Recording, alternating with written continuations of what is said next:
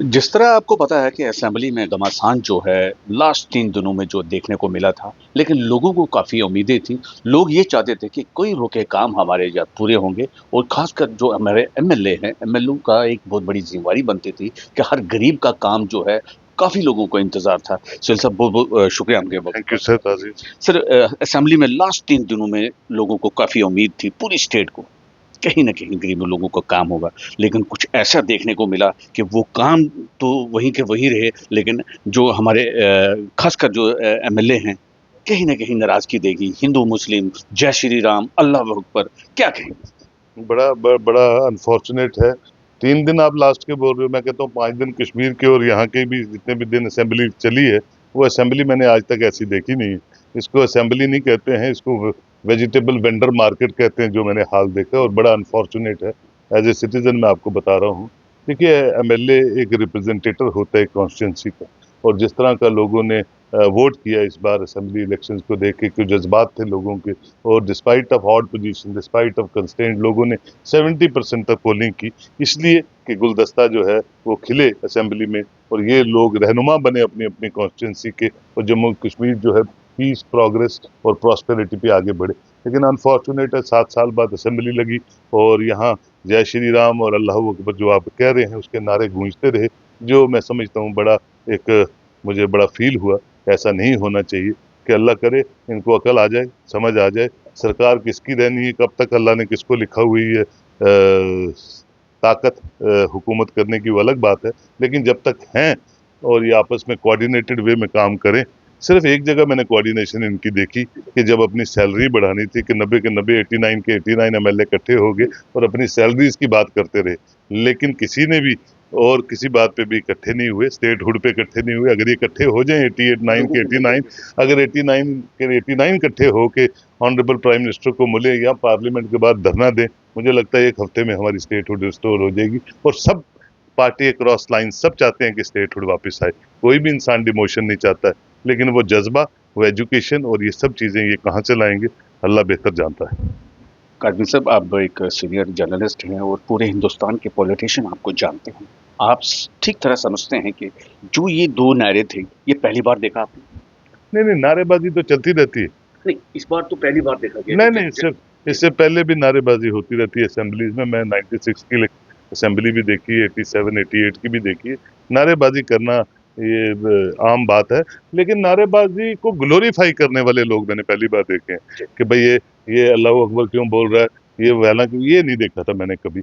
आप जिन चीजों की जरूरत नहीं है उन चीजों को छेड़ के हाइप लेना चाहते हो। और मैंने असेंबली में ये भी देखा, सिवाय टीआरपी लेने के लिए कुछ लोग जो हैं वो और कुछ नहीं कर रहे थे, क्योंकि असेंबली सेशन जब लगता है किसी भी रियासत में या किसी भी यूनियन टेरिटरी में, तो मैक्सिमम प्रिंट इलेक्ट्रॉनिक मीडिया वही एक खबर होती है जो पूरा दिन वो देखते हैं, क्योंकि पीपल सेंट्रिक असेंबली सेशन होते हैं।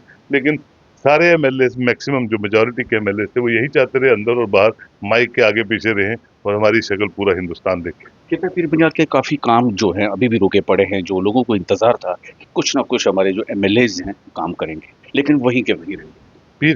खिता पीर पंचाल की क्यों बात करते हैं?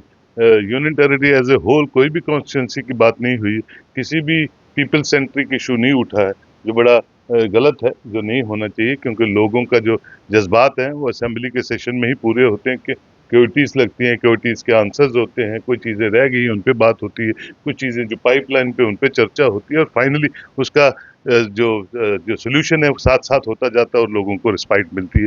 जो नहीं हुआ कुछ भी, तो अनफॉर्चुनेट है। देखिए, लेट्स होप कि अगले असेंबली सेशन में अच्छा हो जाए। क्या समझते हैं सर कि हिंदू राष्ट्र जो है एक बहुत बड़ा एक वलवला शुरू हो चुका है, हिंदू राष्ट्र बनना है। हिंदू राष्ट्र क्या ज़रूरी है हमारे इस गुलदस्ते में? ऑलरेडी हिंदू राष्ट्र है यहाँ पे, 100 में से 80 लोग हिंदू हैं, तो 20 लोगों के कहने से थोड़े मुस्लिम राष्ट्र बन जाएगा। ये हिंदू राष्ट्र ही था, हिंदू राष्ट्र ही है, हिंदू राष्ट्र ही रहेगा। लेकिन हिंदू राष्ट्र में जो खूबसूरती तब है जब मुस्लिम कम्युनिटी जो है वो उनके साथ हाथ पकड़ के चलेगी और पूरे दुनिया में जो हिंदुस्तान का नाम है वो ग्लोरीफाई करेगी।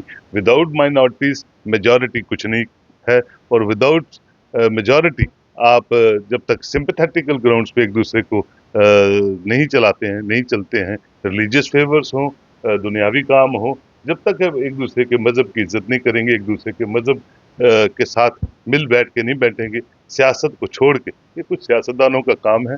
हमारी सभ्यता जो है वो नहीं ये कहती है, आम इंसान कभी हिंदू मुस्लिम की बात नहीं करता है, और ये बड़ा नामुमकिन सी चीज़ है कि जिसका कंसेप्ट लेके भारतीय जनता पार्टी सोचती है।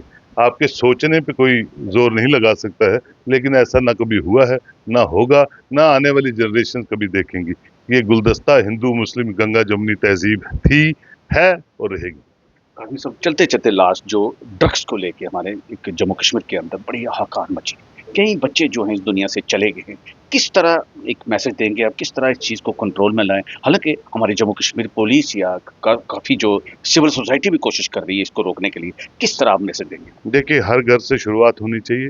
माँ-बाप, मैं हूँ, आप हैं, कोई भी माँ-बाप हैं, वो पहले रिस्पॉन्सिबल होते हैं अपने बच्चों को बिगाड़ने में और उनको सँवारने में। मैं हर माँ-बाप से अपील करता हूँ कि अब अगर आपने अपने बच्चे को खुशहाल देखना है, हिंदुस्तान का एक खूबसूरत सिटीज़न देखना है, तो आपके घर को सुधारना पड़ेगा।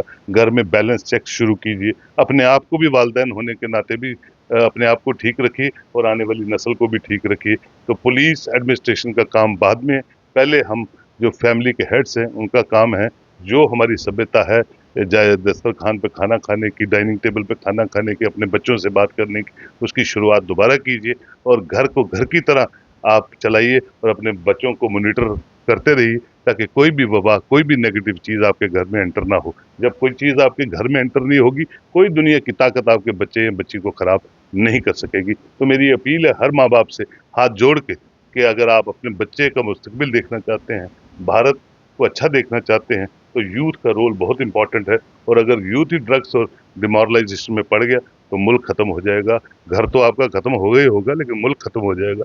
तो हर माँ-बाप से मेरी इल्तिजा है कि अपने घर को घर जो होता है, उसकी तरह चलाने की कोशिश करें। बहुत-बहुत शुक्रिया आपसे बात करने के लिए। Thank you very much.